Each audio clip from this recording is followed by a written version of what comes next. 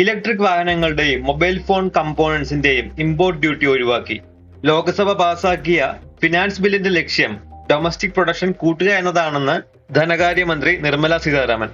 ഇന്ത്യക്ക് ഈ ബില്ലിലൂടെ ലഭിക്കുന്ന നേട്ടങ്ങൾ എന്തെല്ലാമാണ്? ഈ രംഗത്ത് മുന്നിൽ നിൽക്കുന്ന ചൈനയുടെ ഇ വി മാർക്കറ്റ് ഗ്രോത്തും ചൈന കമ്പനിയായ BYDയുടെ ലേറ്റസ്റ്റ് അപ്ഡേറ്റുകളും എന്തൊക്കെയാണ്? നിലവിൽ ഇന്ത്യയിലെ വിയുടെ മാർക്കറ്റ് ഗ്രോത്ത്, അതുപോലെ ഈ മേഖലയിൽ ഇന്ത്യൻ കമ്പനികളുടെ ഭാവി ഇനി എന്തായിരിക്കും? നമുക്ക് വിശദമായി തന്നെ നോക്കാം. എല്ലാവർക്കും മലയാളി സ്ട്രീമിന്റെ പുതിയൊരു വീഡിയോയിലേക്ക് സ്വാഗതം.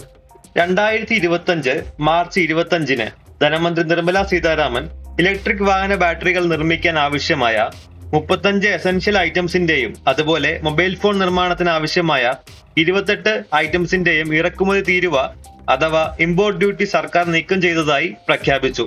ഇത് സംബന്ധിച്ച ഫിനാൻഷ്യൽ ബില്ലും ലോക്സഭ പാസാക്കി. നമ്മുടെ ഡൊമസ്റ്റിക് മാനുഫാക്ചറിംഗ് അഥവാ ആഭ്യന്തര ഉൽപാദനം വർദ്ധിപ്പിക്കുന്നതിനും ഇന്ത്യൻ നിർമ്മിത വികളുടെയും മറ്റ് മൊബൈൽ ഫോണുകളുടെയും എക്സ്പോർട്ടിംഗ് വർദ്ധിപ്പിക്കുന്നതിനും വേണ്ടിയാണിത്. ഇമ്പോർട്ട് ഡ്യൂട്ടി ഒഴിവാക്കുന്നതോടെ നിർമ്മാണത്തിനാവശ്യമായ റോ മെറ്റീരിയൽസിന്റെയും കമ്പോണന്റ്സിന്റെയും വില കുറയുകയും ഇത് നമ്മുടെ നാട്ടിലുണ്ടാക്കുന്ന ഇലക്ട്രിക് വാഹനങ്ങളുടെയും മൊബൈൽ ഫോണുകളുടെയും വില എല്ലാവർക്കും താങ്ങാനാവുന്ന പ്രൈസ് റേഞ്ചിലേക്ക് വരികയും ചെയ്യും. കൂടാതെ ഉൽപാദന ചെലവ് കുറയുന്നത് നിർമ്മാതാക്കളായ ഇന്ത്യൻ കമ്പനികൾക്ക് ഡൊമസ്റ്റിക് ഇന്റർനാഷണൽ മാർക്കറ്റുകളിൽ തുറന്നിടുന്ന സാധ്യതകളും വളരെ വലുതാണ്. മറ്റു രാജ്യങ്ങളിൽ നിന്ന് ഇറക്കുമതി ചെയ്യുന്ന കാർസിന്റെയും മറ്റും നിർമ്മാണത്തിന് ആവശ്യമായ എസൻഷ്യൽ ഐറ്റംസിനെ ആശ്രയിക്കുന്നത് കുറച്ച് ക്രിട്ടിക്കൽ കമ്പോണന്റ്സ് ഉൽപ്പാദിപ്പിക്കുന്നതിനുള്ള ശക്തമായ ഒരു ലോക്കൽ സപ്ലൈ ചെയിൻ ഉണ്ടാക്കിയെടുക്കുന്നതിനും ഇന്ത്യയുടെ ഈ നീക്കം ലക്ഷ്യമിടുന്നു. ഈ രംഗത്ത് പ്രത്യേകിച്ച് വാഹന നിർമ്മാണത്തിലും മറ്റും എടുത്തു പറയേണ്ടത് ചൈനയുടെ മുന്നേറ്റവും അവർ കൈവരിച്ച ടെക്നോളജിക്കൽ അഡ്വാൻസ്മെന്റ്സും തന്നെയാണ്. ഇന്റർനാഷണൽ എനർജി ഏജൻസിയുടെ കണക്ക് പ്രകാരം ആഗോളതലത്തിൽ നിർമ്മിക്കപ്പെടുന്ന 70% ബാറ്ററികൾ ചൈനയിലാണ് നിർമ്മിക്കുന്നത്. അതുകൊണ്ട് തന്നെ ഇന്റർനാഷണൽ സപ്ലൈ ചെയിനിൽ ശക്തമായ ഒരു മൊണോപ്പൊളി ഉണ്ടാക്കിയെടുക്കാൻ ചൈനയ്ക്ക് കഴിഞ്ഞു. നിലവിലെ ഇൻഡസ്ട്രി സ്റ്റാൻഡേർഡ് ബാറ്ററിയായ ലിഥിയം അയൺ ഫോസ്ഫേറ്റ് ബാറ്ററികളും കൂടുതലായി നിർമ്മിക്കപ്പെടുന്നത് ചൈനയിലാണ്. കുറഞ്ഞ പ്രൊഡക്ഷൻ കോസ്റ്റും കൂടുതൽ റേഞ്ചും സേഫ്റ്റിയും ഡ്യൂറബിലിറ്റിയും എല്ലാമാണ് ഈ ബാറ്ററിയുടെ പ്രത്യേകതകൾ. കൂടാതെ വളരെ മികച്ച ഒരു മാർക്കറ്റ് ഗ്രോത്തും ചൈനയ്ക്ക് ഉണ്ടാക്കിയെടുക്കാൻ സാധിക്കുന്നു. 2024 ചൈനയിൽ വിറ്റഴിച്ച ആകെ കാറുകളിൽ 45% കാറുകളാണ്. വെൽ ഡെവലപ്ഡ് ആയിട്ടുള്ള ചാർജിംഗ് ഇൻഫ്രാസ്ട്രക്ചറും ഗവൺമെന്റ് സബ്സിഡീസും ആഗോളതലത്തിൽ തന്നെ ശ്രദ്ധേയമായ BYD പോലുള്ള കമ്പനികളുടെ പ്രസൻസും എല്ലാമാണ് ഈ വളർച്ചയ്ക്ക് കാരണം. ഇവിടെ ഏറ്റവും പ്രധാനമായി എടുത്തു പറയേണ്ടുന്ന ഒരു വാർത്ത ചൈനീസ് കമ്പനിയായ BYD ഹൈദരാബാദിൽ ഒരു പ്രൊഡക്ഷൻ ഫെസിലിറ്റി തുടങ്ങാൻ പ്ലാൻ ചെയ്യുന്നു എന്നതാണ്. ഇന്ത്യയുടെ വളർന്നു വരുന്ന മാർക്കറ്റിനെ ലക്ഷ്യമിടുന്ന BYDയുടെ ഈ നീക്കം ടെസ്ല പോലുള്ള വൻകിട കമ്പനികൾക്ക് ഒരു വെല്ലുവിളിയാണ്.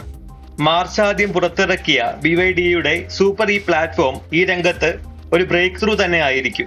വെറും 5 മിനിറ്റ് ചാർജിൽ 500 കിലോമീറ്റർ റേഞ്ചാണ് കമ്പനി അവകാശപ്പെടുന്നത്. ഒരു കാർ എടുക്കാൻ ഉദ്ദേശിക്കുന്ന എല്ലാവരെയും തന്നെ പുറകോട്ട് വലിക്കുന്ന കാര്യമാണ് അതിന്റെ റേഞ്ച്. എന്നാൽ ഈ പുത്തൻ സൂപ്പർ പ്ലാറ്റ്ഫോമിലൂടെ നിങ്ങളുടെ ആ റേഞ്ച് ആൻസൈറ്റിയും മാറുമെന്ന് നിസ്സംശയം പറയാം. വേണ്ട രീതിയിൽ വികസിപ്പിച്ചെടുക്കുകയും കറക്റ്റായി ഇന്റർനാഷണൽ മാർക്കറ്റിൽ ഡിപ്ലോയ് ചെയ്യുകയും ചെയ്താൽ കൺവെൻഷണൽ ഫ്യൂവൽ സ്റ്റേഷനുകൾക്ക് വലിയ വെല്ലുവിളി തന്നെയായിരിക്കും ഇത് ഉയർത്തുക. കൂടാതെ പെട്രോൾ ഡീസൽ കാറുകളിൽ നിന്നും യിലേക്കുള്ള മാറ്റവും വേഗത്തിലാവും. ഇന്ത്യയുടെ മാർക്കറ്റ് ഗ്രോത്ത് പരിശോധിക്കുകയാണെങ്കിൽ 2024 ആകെ വിറ്റഴിച്ച പാസഞ്ചർ കാറുകളിലെ 2% മാത്രമാണ് കാറുകൾ. എന്നാൽ ഇലക്ട്രിക് സ്കൂട്ടറുകളുടെ കാര്യത്തിൽ വലിയൊരു വളർച്ച കഴിഞ്ഞ വർഷം ഇന്ത്യയിൽ ഉണ്ടായിട്ടുണ്ട്. ഏകദേശം 1.14 മില്യൺ യൂണിറ്റുകളാണ് 2024 ഇന്ത്യയിൽ വിറ്റിട്ടുള്ളത്. സെയിൽസിന്റെ 60%-ഓളമാണിത്. ഒരു ഇലക്ട്രിക് വെഹിക്കിളിന്റെ വില നിർണ്ണയിക്കുന്നതിൽ 40% വരുന്നത് അതിന്റെ ബാറ്ററിയാണ്. ഇന്ത്യയെ സംബന്ധിച്ച് ഇത്തരം ബാറ്ററികൾ ലാർജ് സ്കെയിലിൽ പ്രൊഡക്ഷൻ നടത്താൻ കഴിയാത്തതും ലിഥിയം റിസർവ്സിന്റെ കുറവുമെല്ലാം ഗ്രോത്തിനെ ബാധിക്കുന്ന പ്രതികൂലമായ കാര്യങ്ങളാണ്. അതിനാലാണ് ഇന്ത്യക്ക് China, south Korea, Japan, Australia തുടങ്ങിയ രാജ്യങ്ങളെ യുമായി ബന്ധപ്പെട്ട എസൻഷ്യൽസിന്റെ ഇമ്പോർട്ടിനായിട്ട് ആശ്രയിക്കേണ്ടി വരുന്നത്. ഇന്ത്യയിലെ മുൻനിര ഇലക്ട്രിക് വാഹന നിർമ്മാതാക്കളായ ടാറ്റ മോട്ടോഴ്സ് $1.5 ബില്യൺ 2026 ഉൽപാദനം തുടങ്ങുന്ന അവരുടെ ലാർജ് സ്കെയിൽ ബാറ്ററി മാനുഫാക്ചറിംഗ് ഫാക്ടറിയിൽ ഇൻവെസ്റ്റ് ചെയ്തിരിക്കുന്നത്. ഇലക്ട്രിക് വാഹനങ്ങളിലെ ഏറ്റവും വിലയേറിയ ലിഥിയം അയൺ ബാറ്ററി സെല്ലുകളുടെ പ്രൊഡക്ഷനാണ് ഇതിലൂടെ ലക്ഷ്യമിടുന്നത്. എന്തായാലും മാർച്ച് 25 ഈ ബില്ല് ലോക്സഭ പാസ്സാക്കിയതോടെ ഇന്ത്യക്ക് ഗുണകരമാവുന്ന കാര്യങ്ങൾ പലതാണ്. ഒന്നാമതായി ഇന്ത്യ US ട്രേഡ് റിലേഷനെ ഇത് ശക്തിപ്പെടുത്തുമെന്നതാണ്.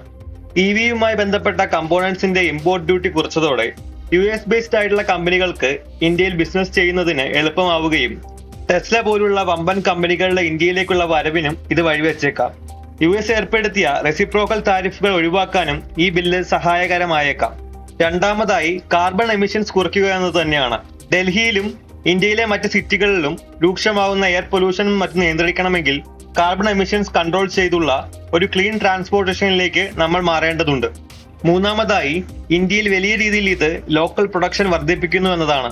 ഇന്ത്യൻ കസ്റ്റമേഴ്സിനെ സംബന്ധിച്ച് ഇമ്പോർട്ട് ഡ്യൂട്ടി ഒഴിവാക്കുന്നതും ലോക്കൽ പ്രൊഡക്ഷൻ കൂടുന്നതുമെല്ലാം EV വാഹനങ്ങളുടെയും മൊബൈൽ ഫോണുകളുടെയും വില ഗണ്യമായ രീതിയിൽ കുറയ്ക്കുന്നതിന് കാരണമാകും.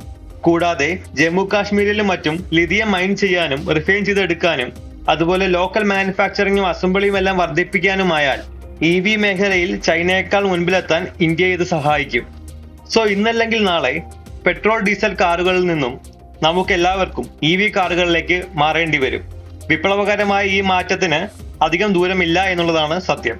ഇത്തരം ഇൻഫോർമേറ്റീവ് ആയിട്ടുള്ള വീഡിയോകൾക്കായിട്ട് മലയാളി സ്ട്രീം സബ്സ്ക്രൈബ് ചെയ്യുക. വീഡിയോ ഇഷ്ടപ്പെട്ടെങ്കിൽ ലൈക്ക് ചെയ്യുക, ഷെയർ ചെയ്യുക.